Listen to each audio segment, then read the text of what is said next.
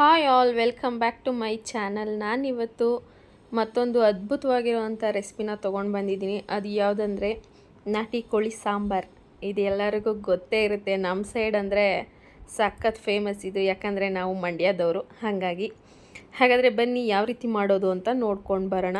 2 ಈರುಳ್ಳಿನ ಕಟ್ ಮಾಡಿಕೊಂಡು ಮಿಕ್ಸರ್ ಜಾರ್ಗೆ ಹಾಕ್ಕೋಬೇಕು. ಹಾಗೆ ಒಂದು 4 ಗೆಡ್ಡೆ ಬೆಳ್ಳುಳ್ಳಿ ಬಿಡಿಸ್ಕೊಂಡು ಹಾಕ್ಕೊಳ್ಳಿ. ಆಮೇಲೆ 1 ಬೌಲ್ ಆಗುವಷ್ಟು ಕೊತ್ತಂಬರಿ ಸೊಪ್ಪು, ಅರ್ಧ ಬೌಲ್ ಆಗುವಷ್ಟು ಪುದೀನ ಸೊಪ್ಪು, ಇದ್ರ ಜೊತೆ 4 ಹಸಿರು ಮೆಣಸಿನ್ಕಾಯಿನ ಹಾಕ್ಕೊಂಡಿದ್ದೀನಿ ನಾನು. ಆಮೇಲೆ ಅರ್ಧ ಇಂಚು ಶುಂಠಿ, ಚಕ್ಕೆ, ಲವಂಗ. ನಾನು 4 ಹಸಿರು ಮೆಣಸಿನ್ಕಾಯಿ ಅಷ್ಟೇ ಹಾಕ್ಕೊಂಡಿರೋದು, ಯಾಕಂದರೆ ಅದು ತುಂಬ ಖಾರ ಇದೆ.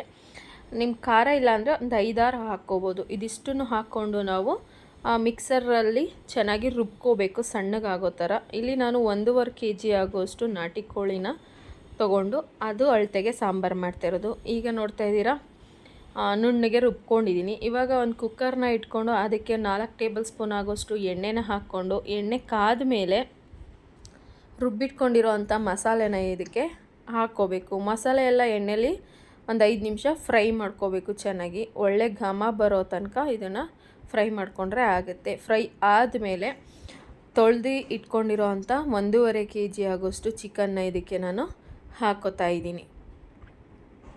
ಚಿಕನ್ನ ಹಾಕ್ಕೊಂಡು 1 ಮುಷ್ಟಿ ಆಗೋಷ್ಟು ಕಲ್ಲುಪ್ಪನ್ನ ಹಾಕ್ಕೋಬೇಕು. ಕಲ್ಲುಪ್ಪು ಹಾಕಿದ್ರೇ ಟೇಸ್ಟು ಇದಕ್ಕೆ, ಸಣ್ಣ ಉಪ್ಪಿಗಿಂತ. ಹಾಗಾಗಿ ನಾನು ಕಲ್ಲುಪ್ಪನ್ನೇ ಇದಕ್ಕೆ ಸೇರಿಸ್ಕೊತಾ ಇದ್ದೀನಿ.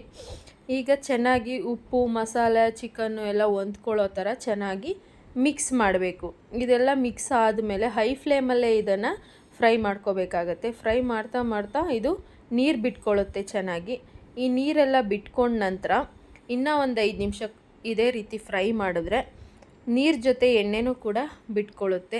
ಆ ಎಣ್ಣೆ ಬಿಟ್ಕೊಳ್ಳೋ ಅಷ್ಟರಲ್ಲಿ ನಾವು ಇನ್ನೊಂದು ಮಸಾಲೆನ ರೆಡಿ ಮಾಡ್ಕೋಬೇಕಾಗತ್ತೆ. ಅದಕ್ಕೆ 1 ಬೌಲ್ ಆಗೋಷ್ಟು ತೆಂಗಿನ ತುರಿನ ತೊಗೊಂಡಿದ್ದೀನಿ, ಅರ್ಧ ಕಪ್ ಆಗೋಷ್ಟು ಹುರ್ಗಡ್ಲೆನ ತೊಗೊಂಡಿದ್ದೀನಿ. ಇದಕ್ಕೆ ನೀರನ್ನು ಸೇರಿಸ್ಬಿಟ್ಟು 1 ನಿಮಿಷ ರುಬ್ಕೊಂಡು, ಅರ್ಧ ರುಬ್ಬಾದಮೇಲೆ ಅದನ್ನು ತೆಕ್ಕೊಂಡು ನಾನು ಅರ್ಧ ಬೌಲ್ ಆಗೋಷ್ಟು ಮಸಾಲೆ ಸಾಂಬಾರು ಪೌಡ್ರನ್ನ ಹಾಕ್ಕೊತಾ ಇದ್ದೀನಿ. ಅದಷ್ಟನ್ನು ಹಾಕ್ಕೊಂಡು ಚೆನ್ನಾಗಿ ನುಣ್ಣಗಾಗೋ ಥರ ರುಬ್ಬಬೇಕು. ಆ ರುಬ್ಬೋ ಅಷ್ಟರಲ್ಲಿ ಈ ಚಿಕನ್ನು ನೀರು ಬಿಟ್ಕೊಂಡು, ಜೊತೆಗೆ ಎಣ್ಣೆ ಎಲ್ಲ ಸೈಡಲ್ಲಿ ಬಿಟ್ಕೊಂಡಿದೆ. ಈ ಹಂತದಲ್ಲಿ ನಾವು ರುಬ್ಬಿಟ್ಕೊಂಡಿರೋ ಅಂಥ ಕಾಯಿ, ಕಡಲೆ ಮತ್ತು ಸಾಂಬಾರು ಪೌಡ್ರನ್ನ ಇದಕ್ಕೆ ಹಾಕ್ಕೋಬೇಕು. ಹಾಕ್ಕೊಂಡು ನಮಗೆ ಸಾಂಬಾರು ಯಾವ ಅಳತೆಗೆ ಬೇಕೋ ಆ ಅಳತೆಗೆ ಎಷ್ಟು ಬೇಕೋ ಅಷ್ಟು ನೀರನ್ನು ಹಾಕ್ಕೋಬೇಕು. ಈ ರೀತಿ ಇಷ್ಟು ತೆಳ್ಳಗಿದ್ರೆ ಸಾಕಾಗುತ್ತೆ. ತುಂಬ ತೆಳ್ಳಗೆ, ತುಂಬ ಗಟ್ಟಿಗೆ ಏನೂ ಇರಬಾರ್ದು. ಇಷ್ಟಿದ್ರೆ ಸಾಕು. ಇದಿಷ್ಟು ಆದಮೇಲೆ ಚೆನ್ನಾಗಿ ಮಿಕ್ಸ್ ಮಾಡಿಕೊಂಡು ನಾನು ಇಲ್ಲಿ ಮೊಟ್ಟೆ ಮತ್ತು ಲಿವರ್ ಎಲ್ಲ ಇದೆಯಲ್ಲ ಅದನ್ನು ಈ ಟೈಮಲ್ಲಿ ಸೇರಿಸ್ಕೊತಾ ಇದ್ದೀನಿ. ಯಾಕಂದರೆ ಮೊದಲೇ ಸೇರಿಸ್ಕೊಂಡ್ರೆ ಮೊಟ್ಟೆ ಎಲ್ಲ ಒಡೆದೋಗುತ್ತೆ. ಹಂಗಾಗಿ ನೀರೆಲ್ಲ ಹಾಕ್ಕೊಂಡ್ಮೇಲೆ ನಾವು ಇದನ್ನು ಸೇರಿಸ್ಕೋಬೇಕಾಗುತ್ತೆ. ಈಗ ಉಪ್ಪು ಎಲ್ಲ ಕರೆಕ್ಟಾಗಿದೆಯಾ, ಖಾರ ಎಲ್ಲ ಕರೆಕ್ಟಾಗಿದೆಯಾ ಅಂತ ಚೆಕ್ ಮಾಡಿಕೊಂಡು ನಾವು ಕುಕ್ಕರ್ನ ಕ್ಲೋಸ್ ಮಾಡ್ಕೋಬೇಕು. ಕುಕ್ಕರ್ನ ಕ್ಲೋಸ್ ಮಾಡಿಕೊಂಡು 3 ವಿಷಲ್ ಬರ್ಸ್ಕೊಂಡ್ರೆ ಸಾಕು, ಚೆನ್ನಾಗಿ ಬೆಂದಿರುತ್ತೆ. ನೋಡ್ತಾ ಇದ್ದೀರಲ್ವ ಎಷ್ಟು ಚೆನ್ನಾಗಿ ಬೆಂದು ಎಣ್ಣೆ ಎಲ್ಲ ಬಿಟ್ಕೊಂಡಿದೆ ಅಂತ. ಇಷ್ಟಾದರೆ ಆಯಿತು, ನಮ್ಮ ನಾಟಿ ಕೋಳಿ ಸಾಂಬಾರು ರೆಡಿಯಾಗುತ್ತೆ. ತಿನ್ನೋಕ್ಕೂ ಸಖತ್ತಾಗಿರುತ್ತೆ. ಇದ್ರ ಜೊತೆ ಮುದ್ದೆ ಇದ್ರಂತೂ ಬೆಸ್ಟ್ ಕಾಂಬಿನೇಷನ್ನು. ನಮ್ಮ ಕಡೆ ಮುದ್ದೆ ಕೋಳಿ ಸಾರು ಅಂದರೆ ಸಖತ್ ಇಷ್ಟಪಡ್ತಾರೆ.